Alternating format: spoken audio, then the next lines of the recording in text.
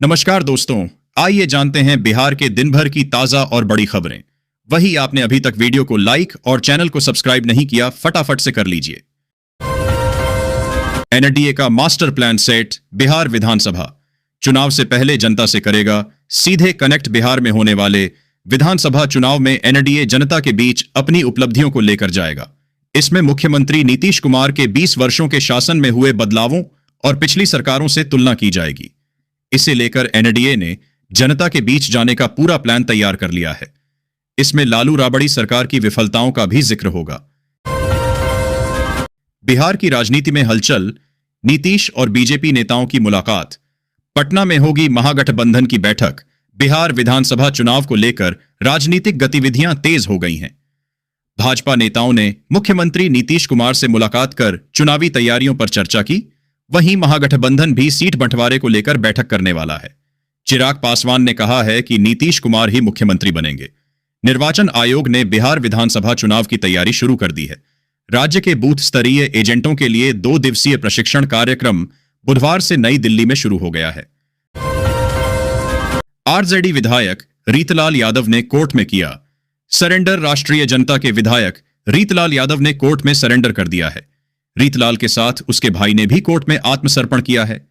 अभी हाल ही में पुलिस ने पटना से सटे दानापुर समेत कुछ अन्य जगहों पर राजद विधायक के ठिकानों पर ताबड़तोड़ छापेमारी की थी। इसके बाद अब विधायक रीतलाल यादव ने दानापुर कोर्ट में आत्मसमर्पण कर दिया है। बिहार एक बड्ढे बिल्डर ने रीतलाल यादव पर रंगदारी मांगने और उन्हें जान से मारने की धमकी देने का आरोप लगाया था, जिसके बाद पुलिस ने उनके ठिकानों छापेमारी की थी। गया में नगर विकास मंत्री ने 15.66 करोड़ की योजनाओं का शिलान्यास और उद्घाटन किया। बिहार सरकार के द्वारा गया शहर वासियों को बड़ी सौगात दी गई है। जहां गया पहुंचे बिहार सरकार के नगर आवास विभाग के मंत्री जीवेश कुमार मिश्रा ने नगर निगम कार्यालय के प्रांगण में 15 करोड़ 66 लाख की विभिन्न योजनाओं का शिलान्यास और उद्घाटन किया। इस मौके पर बिहार सरकार के सहकारिता मंत्री डॉ. प्रेम कुमार, मेयर वीरेंद्र कुमार उर्फ गणेश पासवान, डिप्टी मेयर चिंता देवी, पूर्व deputy mayor Mohan Srivastava, BJP के वरिष्ठ नेता संतोष कुमार सिंह, मुकेश चंद्रवंशी सहित कई गणमान्य लोग मौजूद थे। बांका में 162 घरों पर चलाया जाएगा बुलडोजर। धारा 188 के तहत होगा एक्शन। धोरैया में पटना उच्च न्यायालय के आदेश के बावजूद पुलिस बल की कमी के कारण अतिक्रमण हटाने का काम बुधवार को नहीं हो सका। 162 अतिक्रमणकारियों ने सरकारी जमीन पर कब्जा कर रखा है, जिन्हें हटाने के लिए प्रशासन ने नोटिस जारी किया जा चुका है। अतिक्रमणकारियों द्वारा जमीन खाली न करने पर धारा 188 के तहत कार्रवाई की जाएगी। महागठबंधन के जीतते ही मैं मुकेश सहनी ने कर दिया बड़ा ऐलान, क्या आरजेडी होगी तैयार?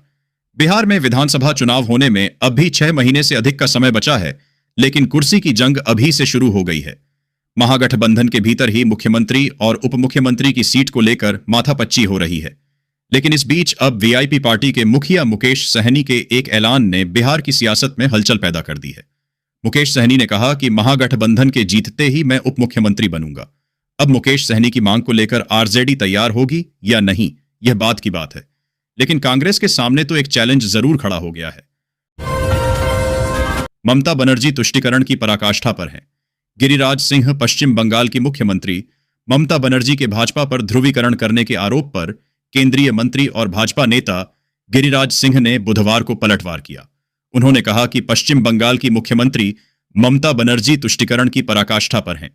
उन्होंने पटना में पत्रकारों से बातचीत करते हुए कहा कि ममता बनर्जी पश्चिम बंगाल में हिंदुओं को डरा रही है। वह पश्चिम बंगाल को बांग्लादेश बनाना चाहती हैं। यह देश के लिए दुर्भाग्य है।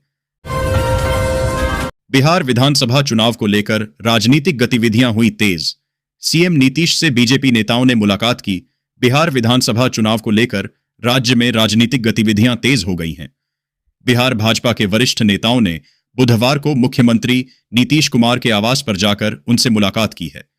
भाजपा के बिहार प्रभारी भिखुभाई दलसानिया, प्रदेश अध्यक्ष डॉ दिलीप जायसवाल, उप मुख्यमंत्री सम्राट चौधरी, केंद्रीय गृह राज्य मंत्री नित्यानंद राय और राज्य सरकार के मंत्री नितिन नवीन समेत कई वरिष्ठ नेता अचानक मुख्यमंत्री से मिलने पहुंचे। बैठक में प्रधानमंत्री नरेंद्र मोदी के 24 अप्रैल को होने वाले बिहार दौरे की तैयारियां को लेकर चर्चा की गई। साथ ही विधानसभा चुनाव में एनडीए की रणनीतियों पर भी विमर्श किया गया।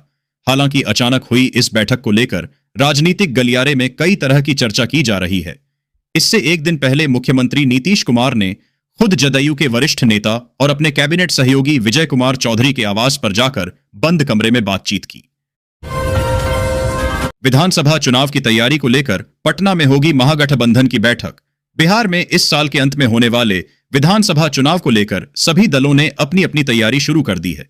इस विधानसभा चुनाव के मद्देनजर महागठबंधन की औपचारिक बैठक गुरुवार 17 अप्रैल को पटना में होगी।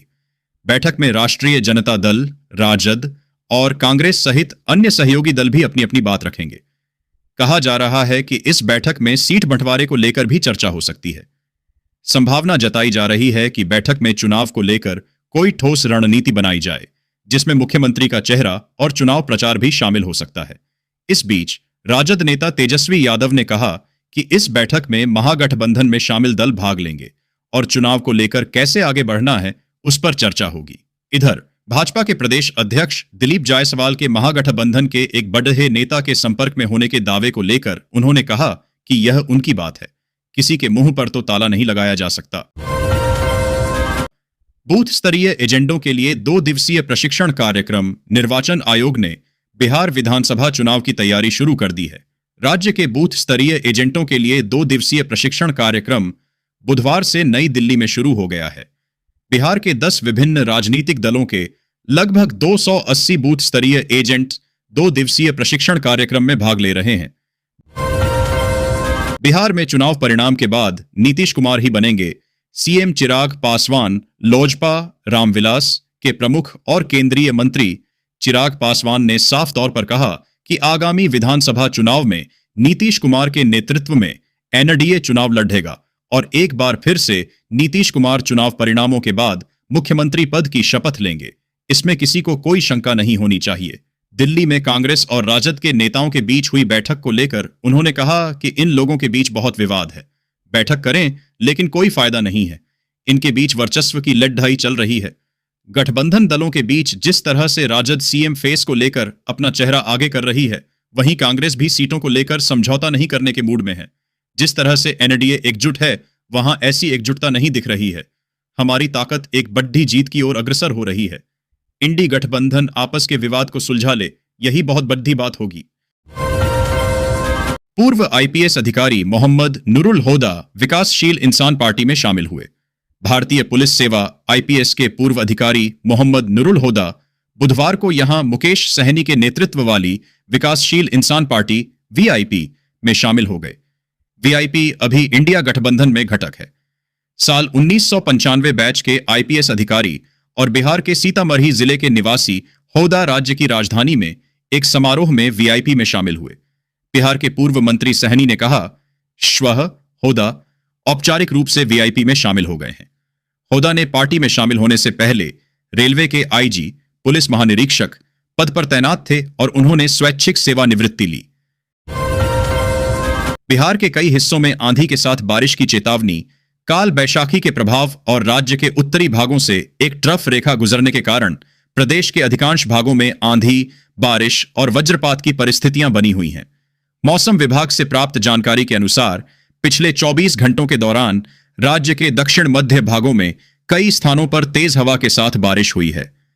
गया के डोभी में सबसे अधिक 8.2 मिलीमीटर बारिश दर्ज की गई। विभाग ने अपने पूर्वानुमान में कहा है कि 20 अप्रैल तक राज्य के अधिकांश स्थानों पर आंधी पानी, मेघ गर्जन और वज्रपात की आशंका है। मौसम विज्ञान केंद्र पटना के अनुसार अगले 24 घंटों के दौरान गया, नवादा, औरंगाबाद समेत राज्य के दक्षिणी भागों में कई स्थानों पर आंधी, बारिश और वज्रपात का येलो अलर्ट जारी किया गया है। मुजफ्फरपुर में गैस सिलेंडर में धमाके से लगी आग में 4 बच्चों की मौत। बिहार के मुजफ्फरपुर जिले में बुधवार को रसोई गैस के कई सिलेंडर में हुए धमाके से लगी आग की चपेट में आने से 4 बच्चों की मौत हो गई। अधिकारियों ने यह जानकारी दी। उन्होंने बताया कि यह घटना बरियारपुर थाना क्षेत्र के रामपुरमणि गांव में सुबह हुई। अधिकारियों ने बताया कि मृतकों की पहचान विपुल कुमार 5, ब्यूटी कुमारी 8, हंसिका कुमारी 3 और सृष्टि कुमारी 4 के रूप में हुई है। मुजफ्फरपुर के जिलाधिकारी सुब्रत सेन ने बताया कि प्रथम दृष्टया ऐसा प्रतीत होता है कि आग सिलेंडर में हुए धमाके से लगी। घटना में 4 बच्चों की जलकर मौत हो गई। नीतीश कुमार को नसीहत न दें, ममता बनर्जी। बंगाल सीएम कोजडयू ने क्यों दी सलाह? वक्फ बिल को लेकर पश्चिम बंगाल के मुर्शिदाबाद में भड़की हिंसा पर बिहार में सियासत सुलग गई है। नीतीश कुमार और चंद्रबाबू नायडू को लेकर दिए गए ममता बनर्जी के बयान पर जनता लद यूनाइटेड गर्म हो गई है। पार्टी के राष्ट्रीय प्रवक्ता नीरज कुमार सिंह ने ममता बनर्जी के बयान पर कड़ी आपत्ति जताई है।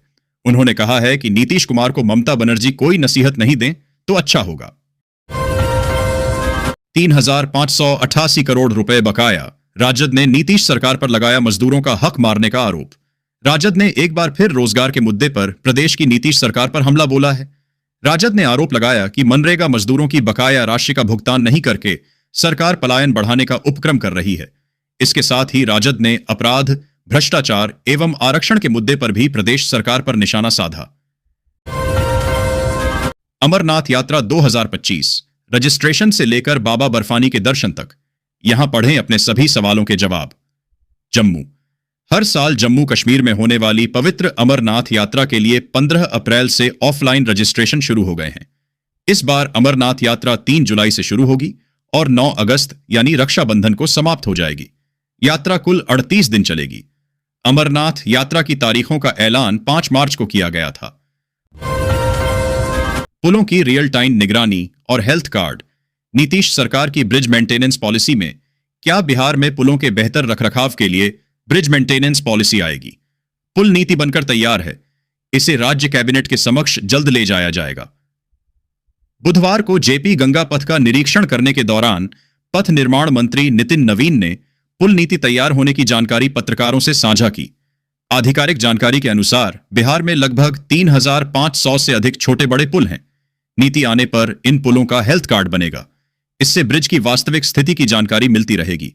इस कार्ड के जरिए पुलों पर होने वाले गड्ढे, जल जमाव, क्रैक समेत सभी त्रुटियों का ससमय पता लग सकेगा। अमित शाह ने कहा है, पापा बिहार के मुख्यमंत्री बने रहेंगे। नीतीश कुमार के बेटे ने क्या कहा, जानिए पटना। जनता दल यूनाइटेड।